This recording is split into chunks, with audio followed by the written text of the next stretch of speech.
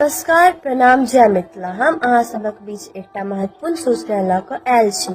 जिला मधुबनी बेनीपट्टी रानीहर में एगो डॉक्टर छथिन, डॉक्टर A.K. झा, हेमोपैथी विशेषज्ञ।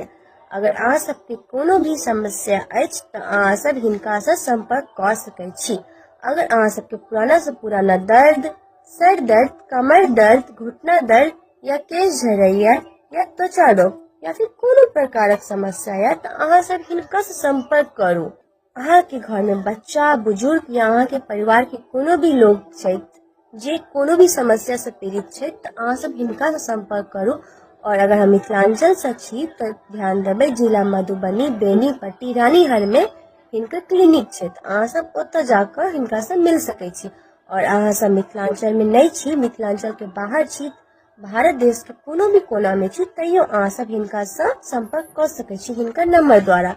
हिनकर संपर्क नंबर अछि 72 78 91 42 54। कोनो भी व्यक्ति के अहाँ जरूर से जरूर हिनका लग जाओ। हेमोपैथी के बहुत निक डॉक्टर छथिन A.K. Jha, doctor A.K. Jha. और ध्यान से सुनू, जिला मधुबनी बेनीपट्टी रानीहर। धन्यवाद अहाँ सबके।